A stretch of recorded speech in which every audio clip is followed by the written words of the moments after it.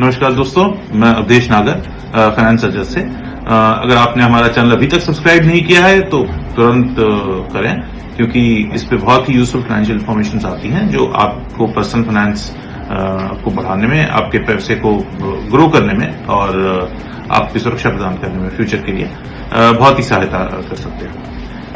तो दोस्तों, अभी मार्केट में फॉल हुआ है और हमारा सारा इन्वेस्टमेंट एक्चुअली इक्विटी में हो भी नहीं सकता है। तो अल्टरनेटिव क्या होते हैं? इक्विटी के अलावा गोल्ड एंड सिल्वर काफी अच्छे ऑप्शन हो सकते हैं एट दिस मोमेंट, स्पेशली थोड़ा मीडियम टर्म के लिए इन्वेस्ट करने के लिए। अब मैं आपको बताता हूं कि नेचर क्या होता है गोल्ड का और सिल्वर का, और ये क्यों, किस फैक्टर्स की वजह से चढ़ते उतरते हैं बाजार में। सो गोल्ड ना एक बुरे समय की एसेट है।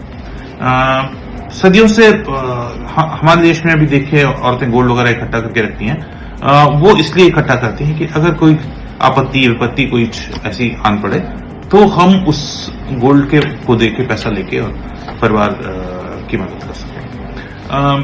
पहले आज से शायद कई 50, 60, 70 साल पहले करेंसी भी गोल्ड स्टैंडर्ड से चलती थी। Gold was the main, before world war II gold was the main medium of exchange, और उसके बेसिस पे करेंसी, जिसके पास जितना गोल्ड होता था उसके बेसिस पे उसकी करेंसी की वैल्यू होती हुआ करती थी। तो वो चेंज हो गया, लेकिन गोल्ड अभी भी एक एसेट है जो कि बुरे समय में काम आती है। तो गोल्ड का प्राइस तब बढ़ता है जब बुरा समय चल रहा होता है। तो अगर कोई वॉर हो गया, कोई कैलामिटी हो गई, जैसे कोविड के समय में गोल्ड का प्राइस बहुत तेजी से बढ़ा था, जब मार्केट क्रैश कर रहा था गोल्ड का प्राइस बढ़ रहा था। ठीक है, इजराइल वगैरह का वॉर जो ब्रेकआउट हुआ तो गोल्ड का प्राइस बढ़ा उस समय।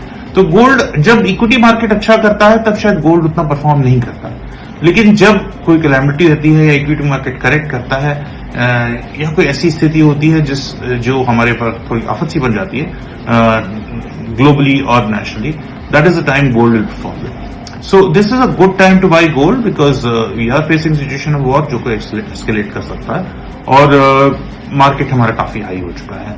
तो गोल्ड प्लीज खरीदें, लेकिन इलेक्ट्रॉनिक फॉर्मेट में ही खरीदें। प्लीज फिजिकल में मत खरीदिए, क्योंकि बाहर रखने से आपको उसको मेंटेन करना पड़ता है, लॉकर में रखना पड़ता है, उसकी प्योरिटी का नहीं पता, आपको चोरी होने का खतरा है वगैरह वगैरह। So please buy electronic form, और you can invest any of the gold fund as well.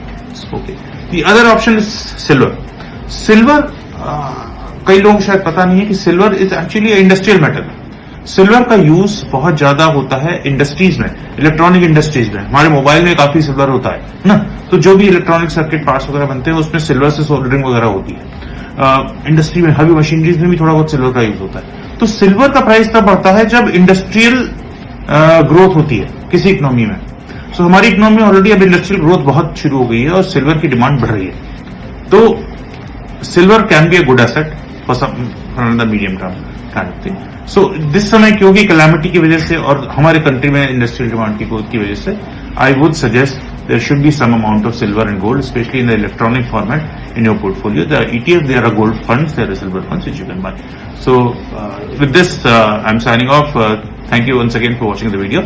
और अगर आपने सब्सक्राइब नहीं किया है या लाइक या नहीं किया है तो प्लीज हमारे वीडियो को सब्सक्राइब करें। थैंक यू, धन्यवाद once again for watching the video.